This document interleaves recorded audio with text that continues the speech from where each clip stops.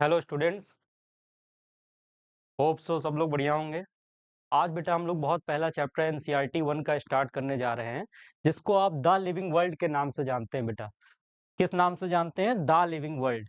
और the living world NCERT 1 का पहला चैप्टर है, जहां से आपके कुछ सिलेबस आपके डिलीट भी हुए हैं और कुछ सिलेबस में एड ऑन है। थोड़े थोड़े ज्यादा नहीं है, हल्का, बहुत हल्का सा एड ऑन है और कुछ चीजें हटाई गई हैं बाय एनटीए। अब एनसीईआरटी में बेटा कुछ चीजें हटा दी गई हैं, जबकि आपकी एनटीए ने आपके कुछ टॉपिक्स को अभी नहीं हटाया, तो हम उन्हें स्किप नहीं करेंगे और हम सेफ साइड पे स्टडी करेंगे। तो सबसे पहले बेटा, माय नेम इज प्रखर त्रिपाठी और हम एरोमेटिक क्लासेस में आपकी बायोलॉजी की क्लासेस लेंगे, जिसमें सबसे पहला वीडियो हमें स्टार्ट करना है और चैप्टर 1 का है द लिविंग वर्ल्ड। तो द लिविंग वर्ल्ड में बेटा सबसे पहले आप मुझे बताइए कि who is the father of biology? Who is the father of biology? Father of biology बेटा आपके कौन है? एरिस्टोटल। एरिस्टोटल ये पहले बंदे थे जिन्होंने आपका लाइफ फॉर्म्स को स्टडी करना स्टार्ट किया और उन्हें दो कैटेगरीज में डिवाइड किया, जिसे हम प्लांट और एनिमल के नाम से जानते हैं। प्लांट और एनिमल के नाम से आपके फादर ऑफ बायोलॉजी यानी कि एरिस्टोटल हैं, जिन्होंने ये दोनों चीजों को स्टार्ट किया। और आपके एनसीईआरटी में एक और साइंटिस्ट का नाम मेंशन है, जिनका नाम है अर्नस्ट मेयर। अर्नस्ट मेयर, और इन्हें हम डार्विन ऑफ 20th सेंचुरी के भी नाम से जानते हैं। Darwin of 20th century. Darwin of 20th century. And he was a very great scientist. एंड अगर कभी भी हिस्ट्री में या फ्यूचर में आपका साइंटिस्ट की लिस्ट बनी, तो अमंग 100 साइंटिस्ट आप इनके नाम को जरूर ऐड करेंगे, क्योंकि इन्होंने conceptual evolutionary biology conceptual evolutionary biology conceptual evolutionary biology के फील्ड में बहुत ज्यादा ही कंट्रीब्यूशंस अपने किए हैं इन्होंने। तो अर्नस्ट मेयर के इस काम की वजह से इन्हें हम फादर ऑफ एवोल्यूशन यानी कि डार्विन से कंपेयर करते हैं, और इन्हें डार्विन ऑफ 20th सेंचुरी के नाम से भी इन्हें हम जानते हैं। बेटा हम लोग देखेंगे कि नेक्स्ट क्या क्या इन्होंने क्या काम आपके किए हैं। तो बेटा सबसे पहले क्या होता है, हम कहते हैं study of life forms. Study of life forms is called biology. Study of life forms is called biology.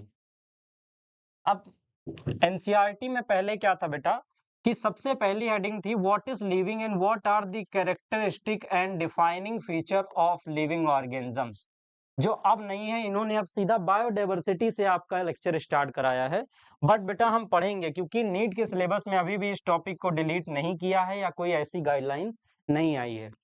तो देखिए, अगर इसी तरीके से आप पूरे इस जर्नी में 10 या 11 महीने की जो जर्नी होती है हमारी, पूरे लगन और पूरे जोश के साथ लगे रहेंगे, और आप डेली, आपका गोल बिल्कुल क्रिस्टल क्लियर होना चाहिए बेटा। क्रिस्टल क्लियर आपका गोल अगर है, तो आपका नीट क्वालिफाई करने से बायोलॉजी में तो आपको बिल्कुल ही कोई दिक्कत नहीं आने वाली है। आपके 360 मार्क्स में से आप आराम से बेटा अच्छा स्कोर कर सकते हैं। 350 355 आराम से आप ला सकते हैं। और अगर आप फुल फोकस होके कंटिन्यूअस एनसीईआरटी की रीडिंग करेंगे, तो 360 लाना कोई बहुत बड़ी बात नहीं है। तो बेटा वापस आते हैं अपने लिविंग थिंग वाले पे। तो देखो बेटा क्या होता है एक्चुअली में लिविंग थिंग। लिविंग थिंग में बेटा हमें सबसे पहले जानना है कि कैरेक्टरिस्टिक फीचर में क्या डिफरेंस है और डिफाइनिंग फीचर में आखिर में अंतर क्या होता है बेटा। What is difference between defining feature and characteristic feature?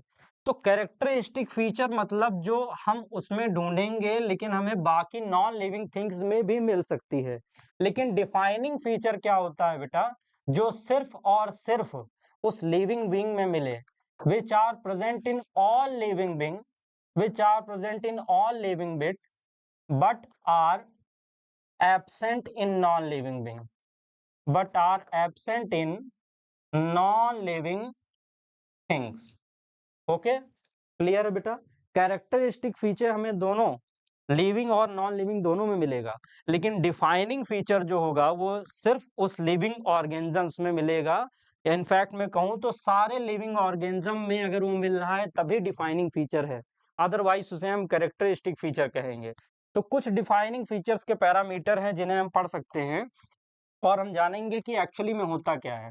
तो एक तरफ बेटा मैं आपके लिए लिख रहा हूँ कैरेक्टरिस्टिक फीचर और दूसरे तरफ कहता हूं मैं आपके लिए डिफाइनिंग फीचर। तो पहले तो हम फीचर्स को लिख लेते हैं। क्या क्या है आपका बेटा?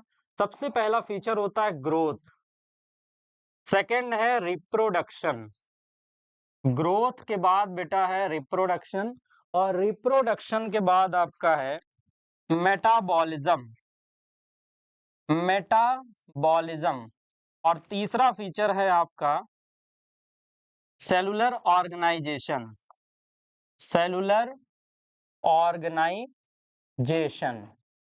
और लास्ट में आपका आता है बेटा सेल्फ कॉन्शियसनेस, सेल्फ कॉन्शियसनेस, और फिर आता है आपका लास्ट कॉन्शियसनेस, कॉन्शियसनेस। ये कुछ फीचर्स हैं बेटा जो हमें जानने चाहिए और बहुत जरूरी हो जाता है। Now see, growth, reproduction, metabolism, cellular organisation, self consciousness, और छठा कॉन्शियसनेस। तो सबसे पहले तो आप जान ले बेटा कि कौन कौन से कैरेक्टरिस्टिक फीचर हैं और कौन कौन से आपके डिफाइनिंग फीचर आते हैं। तो देखो बेटा, growth is a characteristic feature, reproduction is a characteristic feature, metabolism is a characteristic feature, cellular organism also a characteristic feature, self consciousness characteristic feature, consciousness characteristic feature. लेकिन बेटा इनमें से हम बात करें तो कौन कौन से डिफाइनिंग फीचर्स हैं। तो growth can not be considered as a defining feature, अभी हम जानेंगे ऐसा क्यों है। रिप्रोडक्शन को भी हम डिफाइनिंग फीचर नहीं कहेंगे, लेकिन मेटाबॉलिज्म हमारा बिल्कुल बेटा डिफाइनिंग फीचर होता है, cellular organisation defining feature, self consciousness defining feature नहीं है, कह सकते हैं बट ये एक पैरामीटर में नहीं आता है बेटा। Consciousness is a defining feature. तो बेटा तीन मेरे पे आ गया डिफाइनिंग फीचर और तीन है नॉन डिफाइनिंग फीचर। अब देखते हैं हमारा वेरी फर्स्ट टॉपिक कि ग्रोथ एक्चुअली में होता क्या है और इसको हमने क्यों लिया है बेटा। आओ देखते हैं। तो सबसे पहले ग्रोथ, व्हाट इज ग्रोथ? अगर मैं आपसे कहूं कि ग्रोथ क्या है तो आप क्या बताएंगे? ग्रोथ क्या है बेटा? It is permanent, it is permanent irreversible process, permanent irreversible process. और ग्रोथ आपका बेटा या तो नंबर ऑफ सेल में हो, increase in number of cell, increase in number of cell, या फिर बेटा हो increase in mass of cell, increase in mass of cell. या तो नंबर ऑफ सेल में ग्रोथ दिखे या तो फिर आपके मास ऑफ सेल में ग्रोथ दिखना चाहिए। तो ग्रोथ एक्चुअली में परमानेंट है और इरिवर्सिबल प्रोसेस है। अब देखिए ग्रोथ के कुछ पैरामीटर्स हैं जिसे आपको समझना होगा। फॉर एग्जाम्पल एक तरफ हम देखेंगे कि प्लांट के एस्पेक्ट में क्या क्या है और दूसरे तरफ देखेंगे कि आपके एनिमल्स के सेंस में एक्चुअली में ग्रोथ को हम कैसे स्टडी कर सकते हैं। अब देखो प्लांट का अगर हम सेंस देखें तो देखते हैं बेटा, एक प्लांट अगर ड्रॉ किया जाए, एक प्लांट ड्रॉ हम करेंगे तो उसमें मेरे पे सॉइल से ऊपर का जितना पार्ट है इट इज कॉल्ड शूट, और सॉइल के नीचे का जितना भी पार्ट होता है इसे हम कहते हैं रूट, इसे हम कहते हैं रूट कहते हैं। तो बताओ ये मेरा क्या हो गया बेटा? इट इज शूट एपेक्स, और रूट का पार्ट हो गया इट इज रूट एपेक्स। अब शूट एपेक्स और रूट एपेक्स दोनों में ही मेरिस्टेमेटिक सेल्स होती हैं, दोनों में ही मेरिस्टेमेटिक सेल्स प्रेजेंट होती हैं। और मेरिस्टेमेटिक सेल का कैरेक्टरिस्टिक फीचर क्या होता है? They can perform cell division. ये क्या परफॉर्म कर सकते हैं? सेल डिवीजन परफॉर्म कर सकते हैं। और जहां जहां भी सेल डिवीजन होगा वहां वहां भी क्या बढ़ेगा बेटा? नंबर ऑफ सेल बढ़ेगा, क्योंकि सेल डिवीजन में हम आपको आगे पढ़ाएंगे दो टाइप के डिविजन्स होते हैं माइटोसिस और मियोसिस। फिलहाल हमें समझना है कि सेल डिवीजन जब होगी तभी आपकी ग्रोथ को देख पाएंगे आप, और ये एक परमानेंट और इरिवर्सिबल प्रोसेस है। तो प्लांट के बारे में एक चीज आपको जानना चाहिए कि प्लांट में बेटा जो ग्रोथ है, it occurs in a continuous manner and throughout the life. Plant में growth throughout the life होती रहती है, throughout the life, and it is continuous, and it is continuous process. ये continuous process होता है, जबकि आपका animals में बेटा growth it is not a continuous process, it occurs for a period of time, it occurs for a period of time. सिर्फ ये period of time के लिए हमें ग्रोथ देखने को मिलती है। अब बेटा प्लांट में तो हमने एग्जांपल देख लिया कि शूट एपेक्स और रूट एपेक्स दोनों में ही मेरिस्टेमेटिक सेल होती हैं जो सेल डिवीजन करती हैं और ग्रोथ होता है। बट एनिमल का एक एग्जांपल ले लेते हैं। तो एनिमल का एग्जांपल अगर आप बेटा लेंगे तो हम देखते हैं कि मुझे मिलता क्या है। सी नाउ, अगर एक बोन का डायग्राम आप देखिए, एक बोन, तो बोन में क्या होता है बेटा, इस पार्ट को हम क्या बोलते हैं, it is called epiphysis. This bone ends anterior और पोस्टीरियर रीजन पे एपिफाइसिस होता है, और यहीं पर प्रेजेंट होते हैं बेटा ऑसिफिकेशन सेंटर्स। यहीं पर आपके बोन में क्या प्रेजेंट होते हैं, ऑसिफिकेशन सेंटर।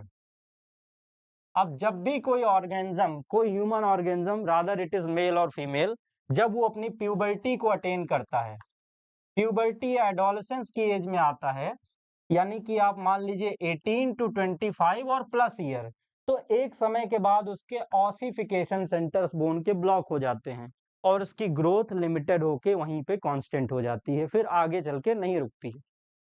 तो ध्यान से सुनिए, एपिफाइसिस बेटा, तो ग्रोथ क्या है, दोनों ही ऑर्गेनिज्म शो करते हैं, लेकिन ग्रोथ को अभी हमने देखा था, it is not a defining feature, it is not a defining feature, it is not a defining feature of living organism। क्यों ऐसा मैं कह रहा हूं बेटा, क्योंकि देखो हर साल ठंडियों के सीजन में हिमालय पे बर्फ जमती है, हिमालय पे बर्फ जमती है,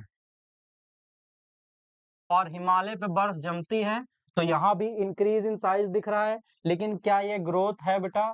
हिमालय पे जो आपकी कोल्डर सीजन में बर्फ जम रही है, क्या ये ग्रोथ है? बिल्कुल नहीं है, क्योंकि जैसे ही आपके समर सीजन आएगा और इस पे सनलाइट पड़ेगी तो ये ग्रोथ क्या हो जाएगी आपकी, ये परमानेंट की टेम्परेरी है बेटा। This type of growth is temporary, तो इसे हम ग्रोथ नहीं कह सकते हैं। रिवर्सिबल की इरिवर्सिबल, बिल्कुल ये बेटा रिवर्सिबल है, ये रिवर्सिबल है, और हिमालय आपका एक टाइप का नॉन लिविंग ऑर्गेनिज्म है। तो नॉन लिविंग, बताओ क्या ग्रोथ इन्होंने दिखाया? बिल्कुल दिखाया। तो ग्रोथ तो आपकी यहाँ भी होती है, और लिविंग थिंग्स भी करती हैं और नॉन लिविंग थिंग्स भी करती हैं। तो growth can not be considered as a defining feature, एक टाइप से ये ग्रोथ है ही नहीं है। और आपने पॉरीफेरा का एक मेंबर देखा होगा, पॉरीफेरा का एक मेंबर देखा है, पॉरीफेरा में एक मेंबर है बेटा आपका स्पंज, स्पंज। तो जो 5 स्टार होटल्स में अगर आप कभी जाएंगे तो आपको बाथिंग स्पंज मिलेगा, और उसमें आप जब उसे पानी में डिप करेंगे, वाटर में, तो वाटर में डिप करने पे क्या होता है बेटा, स्पंज वाटर को अपने पोर से, ऑस्टिया से एब्जॉर्ब कर लेता है, बट जैसे ही आप उसको स्क्वीज करेंगे तो सारा का सारा पानी बाहर हो गया। तो ये भी ग्रोथ तो की इसने, लेकिन वो कैसी थी, टेम्परेरी थी। तो लिविंग ऑर्गेनिजम्स में भी आपका ग्रोथ शो होता है और नॉन लिविंग ऑर्गेनिजम्स में भी शो होता है। तो मतलब इसे हम डिफाइनिंग फीचर नहीं लेकिन कैरेक्टरिस्टिक फीचर कह सकते हैं, but it can not be considered as a defining feature. Next पे आते हैं बेटा, नेक्स्ट टॉपिक है हमारा रिप्रोडक्शन। नेक्स्ट टॉपिक क्या है, reproduction.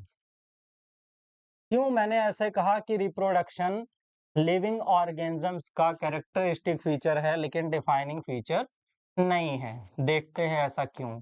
Y it is not defining feature? हर चीज में रिप्रोडक्शन हो रहा है और ये कर भी सकते हैं, बट सी, आपने सुना होगा म्यूल का नाम।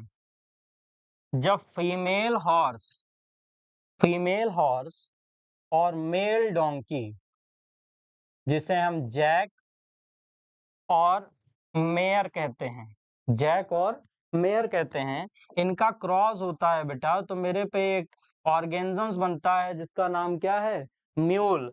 और ये म्यूल कैसा होता है, स्टेराइल होता है। स्टेराइल मतलब इनफर्टाइल, इसके पास रिप्रोडक्शन करने की क्षमता नहीं है, जबकि इनके पेरेंट्स के पास थी। तो यहीं से ये लॉ वायलेट हो जाता है। और आप क्या देखते हैं कि रिप्रोडक्शन कैरेक्टरिस्टिक फीचर तो है लेकिन डिफाइनिंग फीचर नहीं है, क्योंकि अगर एक भी लिविंग ऑर्गेनिज्म, हमने स्टार्टिंग में डिस्कस किया था, सारे के सारे लिविंग ऑर्गेनिज्म में ही अगर वो फीचर प्रेजेंट है तभी हम उसे कैरेक्टरिस्टिक से हटा के डिफाइनिंग पे करेंगे, वरना नहीं करेंगे। एक और एग्जांपल ले लेते हैं। आपने देखा होगा बेटा कि एक टर्म सुना होगा कि male lion and female tigress, male lion and female tigress का क्रॉस अगर आप कराओगे तो आपको एक ऑर्गेनिज्म मिलता है जिसका नाम है लाइगर। लाइगर, अब कैसे ये नेमिंग होती है, हम आगे टेक्सोनॉमी में पढ़ेंगे तो आपको देखेंगे कि नाम कैसे रखे जाते हैं। और बेटा ये जो आता है ये भी स्टेराइल है, यानी कि इनफर्टाइल है बेटा। ये भी कैसा है, ये इनफर्टाइल है, और इनफर्टाइल होने की वजह से ये रिप्रोडक्शन नहीं कर सकता है, इसीलिए reproduction can not be considered as a defining feature. और एक चीज, यूनिसेलुलर ऑर्गेनिजम्स जो आपके क्या हैं, यूनिसेलुलर ऑर्गेनिजम्स में, इनके बारे में एक चीज आपको ध्यान रखना है। जब यूनिसेलुलर ऑर्गेनिजम्स ग्रोथ परफॉर्म करते हैं तो growth shows a twin character. Growth कैसा कैरेक्टर शो करता है, ट्विन कैरेक्टर करता है। यानी यहां पर आप ग्रोथ और रिप्रोडक्शन इन दोनों को अलग अलग प्रोसेस नहीं कह सकते हैं। एनसीईआरटी के लाइन में ये लिखा है कि जब यूनिसेलुलर ऑर्गेनिजम्स रिप्रोडक्शन करते हैं तो रिप्रोडक्शन और ग्रोथ ये दोनों अलग अलग नहीं है, ये दोनों एक ही एस्पेक्ट्स में आ जाते हैं। क्योंकि रिप्रोडक्शन करने के लिए भी ये सिंगल सेल है तो इसे सेल डिवीजन करना पड़ेगा, और अगर ग्रोथ करना है तो भी इसे क्या करना है बेटा, सेल डिवीजन करना पड़ेगा। फॉर एग्जाम्पल अमीबा है, अमीबा कौन सा फिजन करता है, बाइनरी फिजन करता है। अमीबा परफॉर्म्स बाइनरी फिजन और उसके 2 सेल हो गए। तो ये ग्रोथ तो इसने की, लेकिन ग्रोथ करते करते क्या कर दिया इसने, रिप्रोडक्शन कर दिया। तो growth shows twin character. But in multi cellular organisms, higher organism या फिर मल्टी सेलुलर ऑर्गेनिज्म में, हायर ऑर्गेनिज्म या फिर मल्टी सेलुलर ऑर्गेनिजम्स में growth and reproduction, growth and reproduction are exclusive process.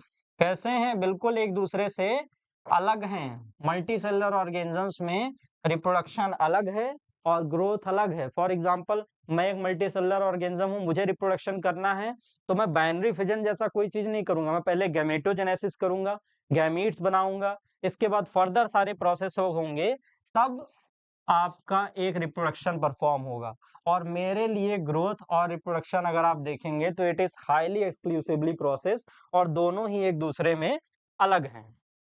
आगे बेटा देखते हैं, थर्ड प्रोसेस जो हमने बात की आपसे वो होता है सेलुलर ऑर्गेनाइजेशन।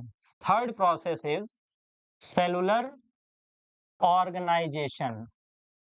इसके बिना तो लिविंग थिंग्स का कंपैरिजन करना भी एक टाइप का गुनाह है, क्योंकि सेलुलर ऑर्गेनिज्म आपने बहुत पहले छोटी क्लास में पढ़ रखा है, व्हाट इज सेल। तो cell, it is the structural and functional unit of life. It is the structural and functional unit of life. Structural and functional unit of life है बेटा ये। आओ देखते हैं क्यों ऐसा हमने कहा। आपको पता है कि सेल से क्या बनता है, टिश्यू। टिश्यू से क्या बनता है बेटा, ऑर्गन। और ऑर्गन से क्या बनता है, ऑर्गन सिस्टम। और ऑर्गन सिस्टम से बनता है आपका एक ऑर्गेनिज्म। ऑर्गेनिज्म यानी सेल इस तरीके से अपने ऑर्गेनाइजेशन, जितने भी लिविंग ऑर्गेनिजम्स हैं इन सब में सेलुलर ऑर्गेनाइजेशन एक बहुत ही इंपॉर्टेंट डिफाइनिंग फीचर बन जाता है। नॉन लिविंग थिंग्स इस तरीके का ऑर्गेनाइजेशन नहीं कर सकते हैं, जबकि लिविंग थिंग की पूरी बॉडी ही सेलुलर ऑर्गेनाइजेशन के ऊपर बेस्ड है। आपने देखा पहले जाइगोट बनता है, जाइगोट यूनिसेलुलर या फिर मल्टी सेलुलर की तरफ बढ़ते जाएं तो आपका एम्ब्रियो, और जाइगोट को पता होता है कहाँ से हाथ निकालना है, कहाँ से पैर निकालना है, कहाँ से सारी फॉर्मेशन इस तरीके से होती जाती है, और फाइनली सेल की तरफ से बढ़ते बढ़ते हम ऑर्गेनिज्म तक पहुंच जाते हैं। तो सेलुलर ऑर्गेनाइजेशन बेटा, it can be defined as a defining feature. ये एक डिफाइनिंग फीचर बिल्कुल है, लिविंग ऑर्गेनिज्म का पहला डिफाइनिंग फीचर है। अब सेल की तरफ अगर आप देखेंगे तो ये डिफरेंट जितने टॉपिक्स मैंने बताए, इन सब के बीच में इंटरैक्शन भी होता है। इन दोनों के बीच में क्या है? इंटरैक्शन भी होता है। तो इंटरैक्शन इंटरैक्शन करना भी एक लिविंग फीचर का कैरेक्टरिस्टिक से हटके डिफाइनिंग फीचर हो जाता है। क्योंकि देखो, जब भी इंटरैक्शन होता है तो हमें इमरजेंस देखने को मिलता है। इमरजेंस क्या है? इसका मतलब क्या हुआ? देखो, इंटरेक्शन, सेल ने टिश्यू के साथ क्या किया? इंटरेक्शन किया, तो एक नया इमरजेंस देखने को मिला जिसका नाम क्या है? ऑर्गन। ऑर्गन ने ऑर्गन सिस्टम के साथ इंटरेक्शन किया तो एक नया इमरजेंस देखने को मिला जिसका नाम क्या है?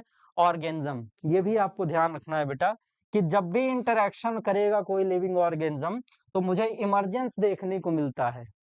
Very important feature. तो हमने पहला डिफाइनिंग फीचर देखा। आगे देखते हैं बेटा, नेक्स्ट है, अब अगर कोई सेल है तो सेल के अंदर क्या होगा? मेटाबॉलिज्म। बिल्कुल सही बेटा। और मेटाबॉलिज्म क्या होता है? It is the sum total, it is the sum total of all the chemical reactions taking place inside body. It is the sum total of all the chemical reactions taking place in the body, taking place in the body। क्योंकि cell है तो cell के अंदर क्या होता है? Cytoplasm, और उसी के साथ साथ मेरे पे क्या होता है बेटा? प्रोटोप्लाज्म, जो आपका living content of this cell होता है। तो अगर मैं प्रोटोप्लाज्म में देखूं तो प्रोटोप्लाज्म जितनी भी चीजें करता है उसके लिए उसे क्या परफॉर्म करना होगा? मेटाबॉलिज्म। क्योंकि हमारे बॉडी के इनिशियल सब्सटेंसेस, जितने भी लिविंग बीइंग हैं वो सब किससे मिलके बने हैं? बायोमोलिक्यूल से।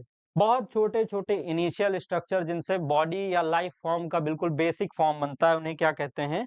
बायोमोलिक्यूल। फॉर एग्जांपल आप ले लो amino acids, proteins, carbohydrates etcetera. ये सारी चीजें ही बायोमोलिक्यूल्स बनाती हैं। तो देखो बेटा, अब मेटाबॉलिज्म भी डिवाइडेड होता है दो फॉर्म में। मेटाबॉलिज्म डिवाइडेड है आपका टू फॉर्म्स में। अगर मैं इसे डिवाइड करता हूं मेटाबॉलिज्म, तो इसे दो फॉर्म में डिवाइड करेंगे। First is your anabolism and second is your catabolism. Anabolism और catabolism. Anabolism is a constructive process, anabolism is a constructive process and catabolism is a destructive process। ये एक ऐसा प्रोसेस होता है बेटा, डिस्ट्रक्टिव प्रोसेस होता है। अब देखोगे मेरी बात को समझो, जो भी चीजें मेरी बॉडी में मेटाबॉलिज्म चल रहा है, अब उसमें से कुछ रिएक्शंस ऐसी होंगी जो चीजों को फॉर्म करेंगी। फॉर एग्जांपल कुछ चीजें बनेंगी तो ये कंस्ट्रक्टिव प्रोसेस हो गया, और कुछ रिएक्शंस ऐसी हैं जो चीजों का ब्रेकडाउन करेंगी, एनर्जी रिलीज कराएंगी, तो इन्हें क्या होगा? कैटाबॉलिज्म। अब कैटाबॉलिज्म क्या होता है बेटा? It is a exothermic process. Catabolism कैसा प्रोसेस है? Exothermic process. और एनाबॉलिज्म कैसा प्रोसेस है? Endothermic process. It is a endothermic process. Catabolism और एनाबॉलिज्म। अब देखो, जब भी कैटाबॉलिज्म होगा तो बॉन्ड टूटेगा चीजों के बीच का और एनर्जी रिलीज होगी, एनर्जी रिलीज होगी।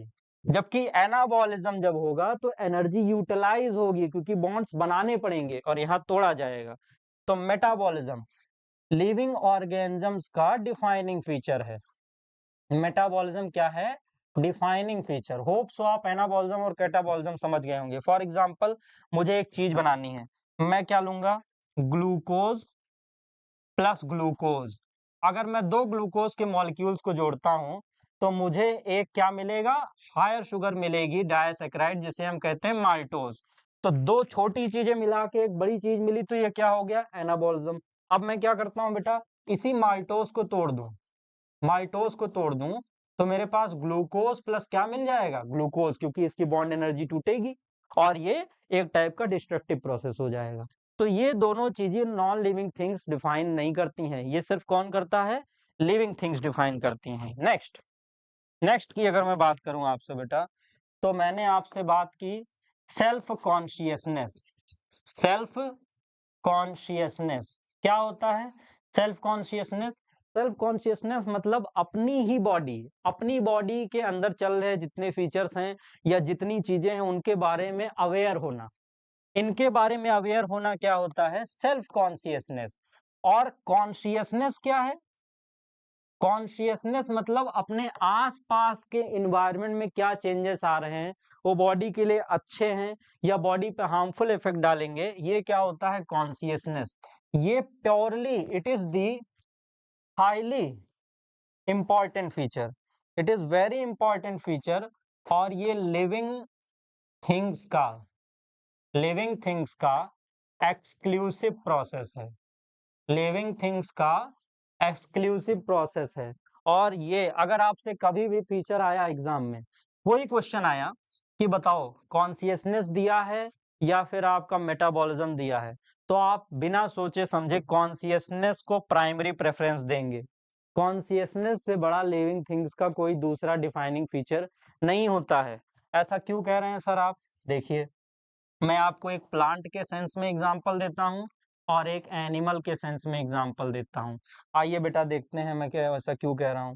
प्लांट, एक प्लांट है और इसकी लीव्स पे डोर्सल साइड में आपने देखा होगा स्ट्रक्चर्स होते हैं जिसे हम क्या कहते हैं, स्टोमेटा। ठीक है, जब भी पॉल्यूशन बढ़ता है, जब भी पॉल्यूशन बढ़ता है और गैसेस हार्मफुल होती हैं, तो प्लांट अपने स्टोमेटा को ओपन करता है या क्लोज करता है, नहीं बेटा ये क्या कर लेता है, क्लोज कर देता है। क्योंकि अगर हार्मफुल गैसेस अंदर आएंगी तो प्लांट के बॉडी में चल रही रिएक्शंस पे भी क्या होगा, इफेक्ट पड़ेगा। तो कोई भी लिविंग ऑर्गेनिज्म हो वो अपने आसपास के एनवायरनमेंट को लेके कॉन्शियस होता है, और लिविंग थिंग्स का एक्सक्लूसिव प्रोसेस होता है, कोई भी एनिमल हो या प्लांट हो, कोई लिविंग बीइंग हो बेटा। अब प्लांट देख लिया, आओ एनिमल का देखते हैं। इस एनिमल में एक अगर मैं ले लेता हूं एक छोटा सा एग्जांपल बेटा, बैक्टीरिया। बैक्टीरिया, बैक्टीरिया जो होता है, इन पे जो वायरसेस अटैक करते हैं इनको हम कहते हैं बैक्टीरियोफेज। इन वायरसेस को हम कहते हैं bacteriophages. Okay, this is your bacteria and this is bacteriophage. तो जब भी कोई बेटा बैक्टीरिया पे एक वायरस अटैक करता है तो ये भी अपने आप को बचाने के लिए क्या करता है, कॉन्शियस हो जाता है और अपनी सेल वॉल को इम्परमिएबल बनाने की कोशिश करता है, सेल वॉल को इम्परमिएबल बनाने की कोशिश कर लेता है। यानी कि वो कॉम्प्लेक्स हो या बहुत सिंपल लिविंग ऑर्गेनिज्म हो, लेकिन अपने इन्वायरमेंट को लेके कॉन्शियस जरूर होता है। क्यों, क्योंकि उसे पता है कि अगर हम कॉन्शियस नहीं रहेंगे तो हमारी बॉडी के अंदर चल रही मेटाबॉलिक प्रोसेसेस पे इफेक्ट पड़ेगा और वो किल कर दिया जाएगा। तो आपने बेटा देखा कि कॉन्शियसनेस क्या डिफाइनिंग फीचर है कि नहीं, बिल्कुल it is a exclusive defining feature of living organisms. इतनी चीजें अगर समझी आपने बेटा तो आप ये कर पाएंगे कि कौन कौन सी चीजें आपकी डिफाइनिंग है और नॉन डिफाइनिंग है। आइए देखते हैं, देखो बेटा, ग्रोथ, रिप्रोडक्शन। अब देखो बोर्ड से हटा के जब आप चीजें समझ जाएं तब जानिए आपको आ गया है। अब मेरे साथ बोलेंगे आप, ग्रोथ, ग्रोथ के बाद क्या होता है बताओ, रिप्रोडक्शन, रिप्रोडक्शन के बाद metabolism, cellular organisation, self consciousness और कॉन्शियसनेस। अगर इतनी चीजें आप बिना देखे बता पा रहे हैं तो आपको पता है। अब मुझे बताओ कि इनमें से कौन कौन सा डिफाइनिंग फीचर है और कौन कौन सा लिविंग थिंग्स का कैरेक्टरिस्टिक फीचर है। तो सारे के सारे जो हमने पढ़े ये कैरेक्टरिस्टिक फीचर तो है, लेकिन डिफाइनिंग कौन कौन सा है, आपको टिप्स पे याद होनी चाहिए। पहला क्या है? Cellular organisation. दूसरा क्या है? मेटाबॉलिज्म। और तीसरा और सबसे एक्सक्लूसिव फीचर जो लिविंग ऑर्गेनिजम्स का है वो क्या है? आपका कॉन्शियसनेस। बिल्कुल। इतनी चीजें अगर क्लियर हैं तो अब अगर आपने लिविंग थिंग्स के बारे में इतनी सारी चीजें पढ़ ली हैं तो एक चीज अब आपको स्टार्ट करनी है। और इतने सारे लिविंग ऑर्गेनिजम्स हैं तो एनसीईआरटी कहती है कि बायोडायवर्सिटी हमारे बायोम यानी कि अर्थ पे प्रेजेंट है। अर्थ क्या शो करती है? बायोडायवर्सिटी। अब कितनी बायोडायवर्सिटी है सर? एनसीईआरटी कहती है बेटा 1.7 to 1.8 million species. 1.7 to 1.8 million species यानी 17 से 18 लाख स्पीसीज हमारे इस अर्थ पे डिफरेंट डिफरेंट टाइप की बायोडायवर्सिटी को शो करती हैं। तो इतना जब बायोडायवर्सिटी है बेटा तो हमें उनको क्लासिफाई करने के लिए भी कोई सिस्टम बनाना जरूरी हो जाता है। उनका सबसे पहले क्या? कैरेक्टराइजेशन। अब देखो डिफरेंट डिफरेंट ऑर्गेनिजम्स की अलग तरीके से कैरेक्टराइजेशन करने के लिए हमने कुछ क्राइटेरिया बना रखा है। जब भी कोई नया ऑर्गेनिज्म दिखता है तो सबसे पहले हम उसका क्या करते हैं? कैरेक्टराइजेशन। कैरेक्टराइजेशन कैरेक्टराइजेशन के बाद क्या करेंगे बेटा? आइडेंटिफिकेशन। आइडेंटिफिकेशन। और अगर यह आइडेंटिफिकेशन हो गया तो इसे क्या करेंगे? नॉमनक्लेचर। इसका क्या दे देंगे हम? नाम दे देंगे। कैरेक्टराइजेशन, आइडेंटिफिकेशन और नॉमनक्लेचर। नॉमनक्लेचर मतलब नामकरण करना। क्या करना? नामकरण करना। तो इसके लिए कोई क्राइटेरिया जरूर बनाई गई होगी। और किस तरीके से? सपोज आपने एक नाम सुना होगा होमोसेपियंस, जो ह्यूमन का साइंटिफिक नेम है। तो ये किस बेसिस पे और कैसे बनाया गया है जानना जरूरी हो जाता है। आइए देखते हैं। तो इसके लिए सबसे पहले एक साइंटिस्ट आते हैं जिनका नाम है कैरोलस लेनियस। Carolus Linnaeus. इनका ओरिजिनल नाम था बेटा कार्ल वोन लेने। कार्ल वोन लेने। ओके। और इन्हीं को हम कहते हैं father of taxonomy. Father of taxonomy. Father of taxonomy. अब सर ये टेक्सोनॉमी टर्म क्या आ गया सर? ये नया टर्म आ गया बेटा। टेक्सोनॉमी होता है मतलब सिस्टमैटिक नेमिंग। क्या होता है? किसी फिक्स ऑर्डर के हिसाब से सिस्टमैटिक नेमिंग करना किसी ऑर्गेनिज्म का क्या होता है? टेक्सोनॉमी। और इसके फादर कौन है? कैरोलस लिनियस, कार्ल वोन लिने। और इन्होंने एक बुक लिखी है जिसका नाम है सिस्टमा नेचुरी। इस बुक का क्या नाम है? सिस्टमा नेचुरी नाम के बुक में कैरोलस लिनियस साहब ने आपके डिफरेंट टेक्सा को, अभी हम पढ़ेंगे कि किस तरीके से ऑर्गेनाइज किया जाता है, ये बता रखा है। तो कैरियस लिनियस। अब आगे देखते हैं बेटा। हमें कुछ टेक्सा पढ़ने हैं और इनके ऑर्डर को हम कहते हैं हायरार्की। इनके ऑर्डर को क्या कहते हैं? हायरार्की। इसी के बिहाफ पे ही मुझे अलग अलग ऑर्गेनिजम्स की नेमिंग करना आएगा। किस ऑर्डर में किसे रखा जाता है, लिविंग थिंग्स को किस ऑर्डर में कैसे अरेंज किया जाता है, ये सारी चीजें मुझे हायरार्की से पता चलेंगी। तो हायरार्की का सीक्वेंस आपको पता होना चाहिए। और इसके लिए मैं आपको 7 टेक्सा या कैटेगरीज पढ़ाऊंगा। 1 2 3 4 5 6 एंड 7। सबसे हायर कैटेगरी होती है बेटा किंगडम। किंगडम के बाद मेरा क्या आता है? Phylum. Kingdom, phylum, class, order, family, genus, species. Kingdom, phylum, class, order, family, genus, species. इनमें जो सबसे हायर कैटेगरी है टेक्सोनॉमी की या नेमिंग की, सबसे हायर कैटेगरी वो कौन है? किंगडम है। और सबसे लोएस्ट कैटेगरी जो है वो बेटा कौन है आपका? सबसे लोअर कैटेगरी है वो है आपका स्पीसीज। अब इस सीक्वेंस को याद करने में बच्चों को दिक्कत होती है तो एक छोटी सी ट्रिक आप बना सकते हैं इसके लिए, जिन्हें हम निमोनिक्स कहते हैं। क्या हो सकता है? Kohli, Kohli, plays cricket. Kohli plays cricket on flat ground surface. Kohli place cricket on flat ground surface. Virat Kohli हमारे आइडियल ऑफ क्रिकेट जो हैं, इंडियन क्रिकेट के बहुत बड़े चेहरे, तो उनके ऊपर ये ट्रिक मैं बना सकता हूं या आप भी लर्न कर सकते हैं। क्या है बेटा? Kohli place cricket on flat ground surface. और याद कैसे करना है? Kingdom, phylum, class, order, family, genus, species. सबसे हाईएस्ट कैटेगरी कौन है मेरे पास बेटा? किंगडम। और सबसे लोएस्ट कौन है? स्पीसीज। सर ये जो टर्म्स आपने लिखे हैं ये किस बेसिस पे लिखे हैं और हम इसे कैसे पढ़ेंगे, ये बेटा मैं आपको बताता हूं। अभी इस निमोनिक से आप इन्हें याद करेंगे और हम देखेंगे एक्चुअली में ये होता क्या है बेटा।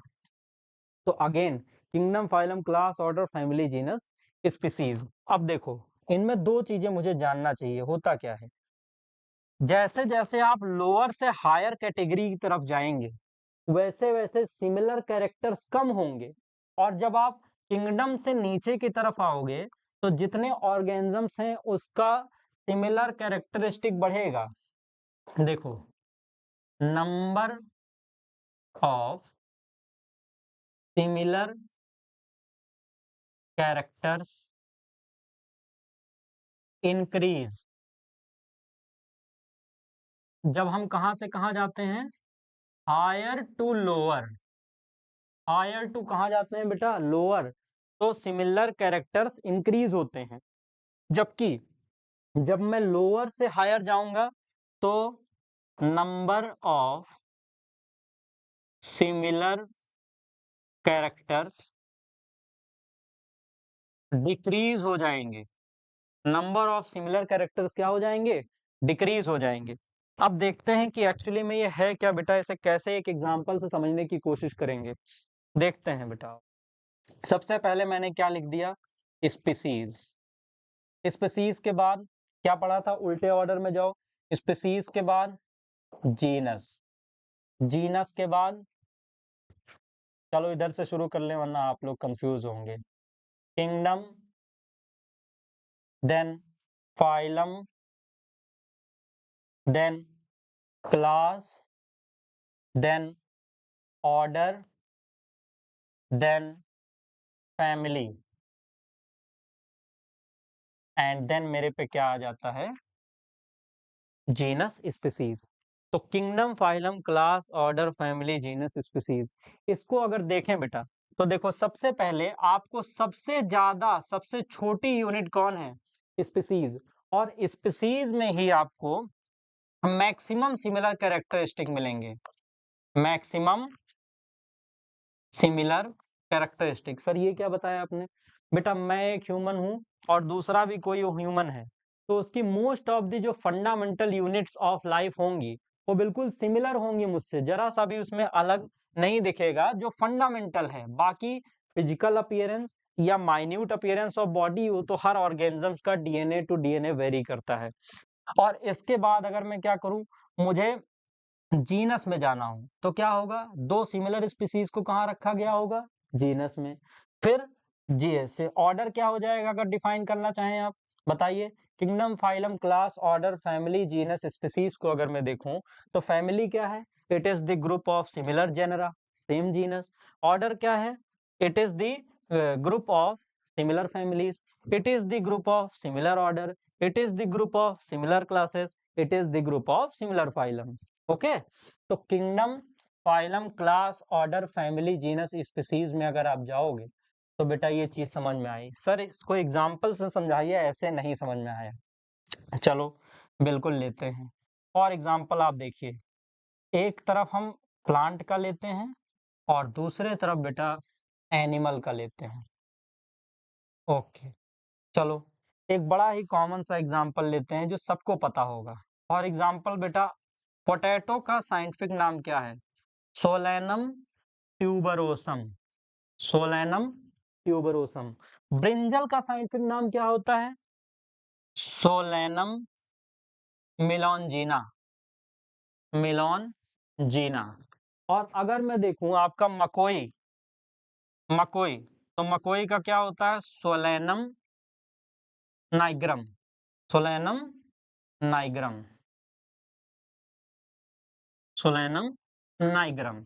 ये तीनों ही क्या, यहाँ पर जो फर्स्ट लेटर होता है आपका, फर्स्ट लेटर क्या डिनोट करता है साइंटिफिक नेम में? जीनस।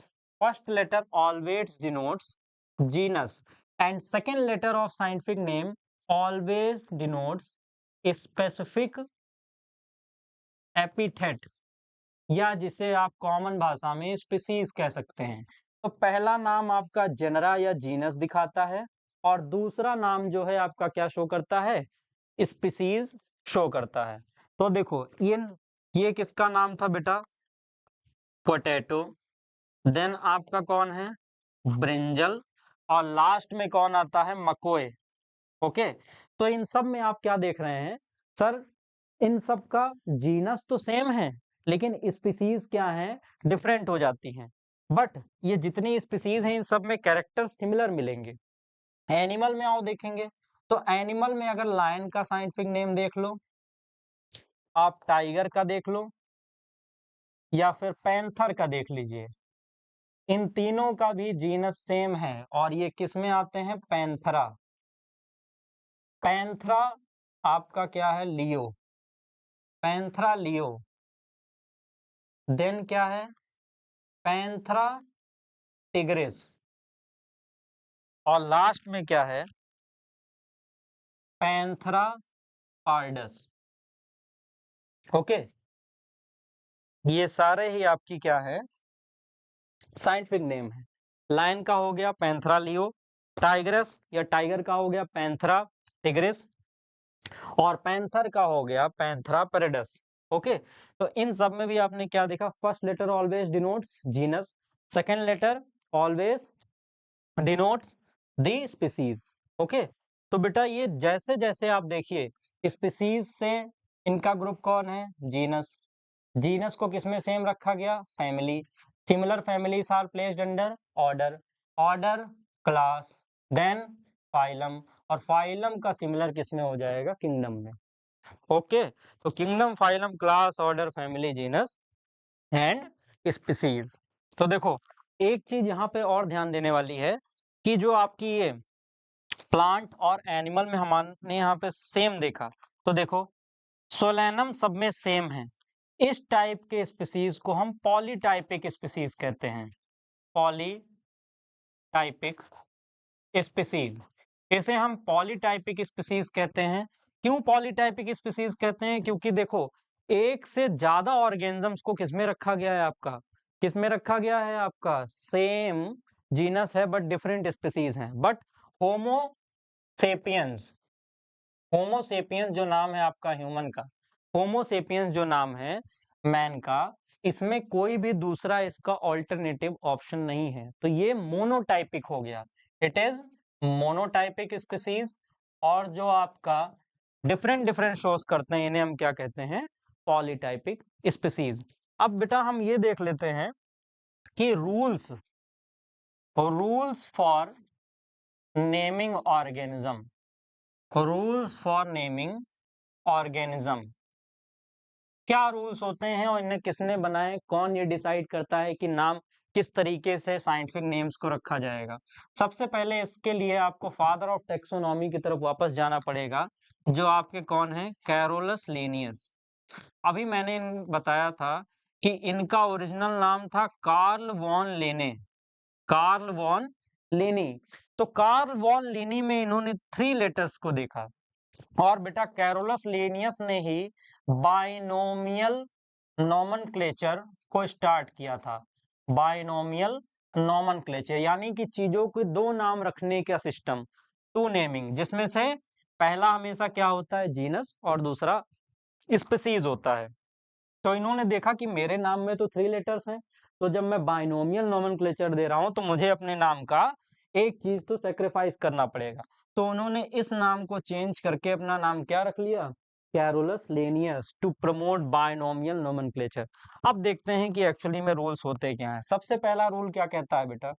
सबसे पहला रूल ये कहता है कि the first letter of scientific name, the first letter of scientific name denotes, first letter of scientific name denotes the genera, genera या फिर जिसे आप जीनस कहते हैं, and it is always written in capital letter, capital letter. और capital letter में भी कौन सा? फर्स्ट वर्ड, फर्स्ट वर्ड, पहला वर्ड हमेशा कैसा रहेगा? कैपिटल्स में। सेकंड क्या कहता है? The second word, the first word और सेकंड वर्ड में आपने always written in small letters which denotes the species. क्या डिनोट करता है ये? स्पीसीज, यानी कि पहला लेटर जीनस को डिनोट करेगा और दूसरा लेटर स्पीसीज को। जीनस का first letter is always capital and species के सारे letter, rest of the other सारे लेटर्स कैसे होते हैं? स्मॉल लेटर में। थर्ड, थर्ड क्या होता है? When they are written, when they are written must be underlined, must be underline, हमेशा उन्हें जब राइट करेंगे आप तो वो अंडरलाइंड होने चाहिए। और फोर्थ रूल कहता है बेटा, बहुत इंपॉर्टेंट, कि ये सारे जब भी कहीं प्रिंटेड फॉर्म में होंगे या जब भी प्रिंट होंगे, they must be in italics, they must be in italics. Italic form में होता है। जैसे अभी एक मूवी आई, आप सबने देखा, पुष्पा, पुष्पा राज। क्या डायलॉग होता है बेटा उसका? मैं झुकेगा नहीं। लेकिन जब भी साइंटिफिक लेटर्स, जब भी साइंटिफिक नेम्स लिखे जाएंगे तो प्रिंटेड फॉर्म में हमेशा उनको क्या करना पड़ेगा? झुकना पड़ेगा। और वो कैसे रहेंगे? इटैलिक्स के फॉर्म में। For example, Homo sapiens, Homo sapiens, Mangifera indica, Mangifera indica, मैंने यहाँ लिखा है तो मुझे क्या करना पड़ेगा? अंडरलाइन। लेकिन जब ये प्रिंटेड फॉर्म में आपको कहीं बुक में दिखेंगे तो ध्यान दीजिएगा, ये हमेशा पुष्पा का स्टाइल फॉलो करेंगे और ये इटैलिक्स में होंगे। कैसे होंगे? इटैलिक्स में लिखे होंगे। और ये सारे के सारे साइंटिफिक नेम बेटा लैटिन वर्ड से लिए गए हैं। कहाँ से? लैटिन। सर ये बताइए क्या रीजन है? हमारे देश और सारे रीजन में ये लैटिन में क्यों लिए गए हैं? अलग अलग भी तो लिए जा सकते थे। नहीं, लैटिन भाषा बेटा एक एक्सटिंक्ट भाषा है। It has now become a extinct language, extinct हो गई है। तो इसमें अब कोई भी नए वर्ड्स का चेंजेस नहीं होगा। इसलिए scientist prefer Latin words for naming of scientific name. For example, मैंने आज कोई थीसिस लिखी और उसमें एक नया वर्ड मेंशन किया, तो 100 साल बाद भी वो वर्ड वैसे का वैसा ही रहेगा और उसमें कोई चेंजेस नहीं आएगा। अब नेक्स्ट क्वेश्चन आता है कि what is the purpose of, what is the purpose of writing these scientific names? क्यों ऐसा क्या होता है? फॉर एग्जांपल देखो, मैंगो, फॉर एग्जांपल क्या ले लिया जाए? मैंगो। नेक्स्ट स्लाइड पे लेते हैं बेटा। मैंगो, मैंगो को हमारे इंडिया में आम नाम से जानते हैं, ठीक है। लेकिन हो सकता है इसी को किसी दूसरे कंट्री में या किसी और नाम से जानते हो। फॉर एग्जांपल हमारे ही देख लो, इंडिया में कैलोट्रोपिस, कैलोट्रोपिस जिसे नॉर्थ इंडिया में कॉमनली मदार के नाम से जाना जाता है, मदार का फूल। और मदार के फूल को ही हमारे एमपी में, हरियाणा में एंड साउथ इंडिया में इन तीनों को अलग नाम से जाना जाता है। कहीं पे कहते हैं ओक नाम से जाना जाता है, कहीं पे आक के नाम से, और कहीं कहीं अलग अलग नाम से हम इनको जानते हैं। तो इसलिए बेटा साइंटिस्ट को लगा कि हर ऑर्गेनिज्म का एक कॉमन नाम होना चाहिए, चाहे वो एनिमल हो या प्लांट हो, जिससे it can be easily identified in all over the world. Okay, तो ये कुछ रहे बेटा names of scientific naming. Rules देखे आपने और अलग अलग तरीके से किस साइंटिस्ट ने अपनी थ्योरीज को डिफाइन किया, इसे देखा। एक और चीज आपके दिमाग में होना चाहिए बेटा कि टर्म स्पीसीज किसने दिया? Who gave term species? Who gave term species? So species term was derived by a scientist called John रे। किसने दिया था? जॉन रे। और फिर आपका taxonomy term taxonomy was introduced by a scientist called APD Candolle. एक लास्ट टाइम एक और टॉपिक देख लेते हैं, जिसे हम क्या कह सकते हैं। देखो बेटा, एक टॉपिक और है जो बहुत इंपॉर्टेंट है और इसे समझा जाए। फॉर एग्जाम्पल, अगर मैं एक एग्जाम्पल लिखूं और आपसे कहूं इसे ह्यूमन के फॉर्म में लगाओ, तो बताओ। Kingdom, phylum, class, order, family, genus, species. ठीक। और हम लेके चलते हैं, कंसीडर करते हैं कि मैं इसे ह्यूमन के फॉर्म में लेता हूं। चलो मुझे बताओ, किंगडम क्या हो जाएगा ह्यूमन का? एनिमेलिया। Kingdom animalia. किंगडम क्या हो जाएगा? Animalia. Phylum Chordata. Yes, we are vertebrates, तो हमारे किस में रखा जाएगा? कॉर्डेटा। अब अभी आपने देखा था कि बेटा होमो सेपियंस नाम था, तो सेपियंस क्या हो जाएगा आपका? स्पीसीज। जीनस क्या हो जाएगा? होमो। अब बताओ मुझे, क्या किसी को पता है कि क्लास, ऑर्डर और फैमिली ह्यूमन की क्या होती है? तो बताओ बेटा। जीनस आपको पता है, फैमिली हो जाएगी होमिनाइडी। फैमिली क्या हो जाएगी? Hominidae. Hominidae. Family will be hominidae. अभी सिखाते हैं आपको कि ये कैसे एक्चुअली में हो सकता है, आप भी कैसे याद रख सकते हैं। होमिनॉइडी। फैमिली अगर होमिनॉइडी हो गई तो बचा क्या? क्लास बच गया, और मेरे पास क्या बच गया बेटा? ऑर्डर बच गया। तो अगर हम ऑर्डर देखेंगे तो क्या हो जाएगा ह्यूमन का? प्राइमेटा। क्या रख सकते हैं हम? प्राइमेटा, बिल्कुल प्राइमेटा। आपको पता है वी वर समवेयर एप्स। और आपका क्लास क्या हो जाएगा? बहुत अच्छा सवाल है, बहुत आसान सवाल है, बताओ। We are under which class? Mammalia. Mammalia. Okay. तो देखो, animalia, chordata, mammalia, primata, hominidae, homo और सेपियंस। ये जो डी ए ई सफिक्स बेटा दिख रहा है, ये डी ए ई सफिक्स हमेशा किसको डिनोट करता है? किसी भी चीज की फैमिली को डिनोट करता है। Okay. So this was all about today's class.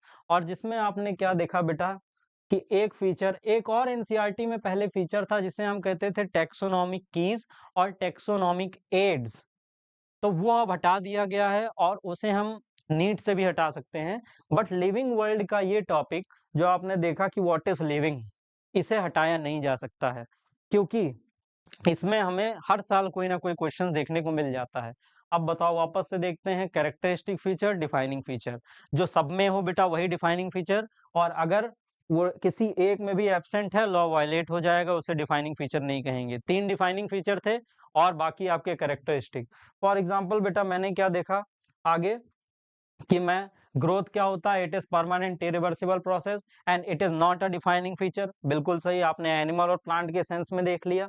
Last में फिर आपने देखा बेटा कि माउंटेन्स हैं जो इस तरीके से ग्रोथ शो करते हैं, तो ये नहीं हो सकता है। इसके बाद फिर रिप्रोडक्शन भी आपने देखा, हॉर्स और म्यूल के केस में। इसके बाद मेल लाइन और फीमेल लाइन का example, for example multi cellular growth और इसका ट्विन कैरेक्टर, सेलुलर, यूनिसेलुलर और मल्टी सेलुलर एग्जाम्पल्स में आपने देखा। नेक्स्ट है बेटा मेटाबॉलिज्म। मेटाबॉलिज्म में भी एनाबॉलिज्म और कैटाबॉलिज्म एक तरीके से देखा।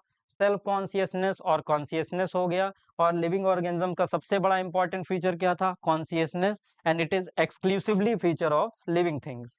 नेक्स्ट है आपका बायोडाइवर्सिटी। पूरे दुनिया में 17 to 18 लैक्स ऑफ स्पीसीज हैं। और आपने कैरेक्टराइजेशन, आइडेंटिफिकेशन, नॉमेनक्लेचर भी देखा। और लास्ट में एक पॉइंट और ऐड कर सकते हैं, उनका क्लासिफिकेशन। उनका क्या करेंगे हम? क्लासिफिकेशन। और क्या होगा बताओ? Carolus Linnaeus father of taxonomy है, इन्होंने बाइनोमियल नोमेनक्लेचर दिया, एक बुक लिखी सिस्टमा नेचुरी। सिस्टमा नेचुरी लिखने में उन्होंने फिर हायरार्की नाम का चीज दिया, जिसका नाम क्या है बताओ? Kingdom, phylum, class, order, family, genus, species. It is the systematic order of naming different type of organism on the basis of their classification. देखो निमोनिक्स क्या देखिए, Kohli place cricket on flat ground surface. अब नीचे से ऊपर जाओगे तो क्या होगा बताओ? Number of similar character decrease. ऊपर से नीचे आओगे तो number of similar character increase. आगे क्या देखा बेटा हमने? ये स्पेसीज और हायरार्की, टेक्सोनॉमिकल हायरार्की देखिए। Kingdom, phylum, class, order, family, genus, species. Maximum similar character species में, मिनिमम सिमिलर कैरेक्टर यहाँ पे। और हमने मोनोटाइपिक स्पीसीज और पॉलीटाइपिक स्पीसीज देखी, जहाँ पे जीनस सेम है या जीनस अलग है।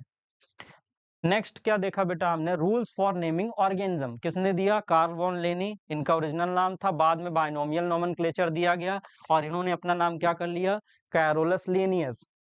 इसके बाद रूल्स में first letter of scientific name denotes the genera and its first letter is always capital, second letter species पूरा का पूरा स्मॉल, और दोनों में ही अंडरलाइन करना जरूरी है। लास्ट रूल हमारा पुष्पा वाला जो इटैलिक्स है, जिसमें आपका मैंजीफेरा इंडिका या होमोसेपियंस हो, दोनों सेम है। अब बेटा एक चीज और लास्ट में देखनी है कि एक्चुअली में प्लांट के नाम्स को डिसाइड कौन करता है। तो एक आपका ऑर्गेनाइजेशन है जिसे हम कहते हैं ICBN, international code of botanical nomenclature, international code of botanical nomenclature.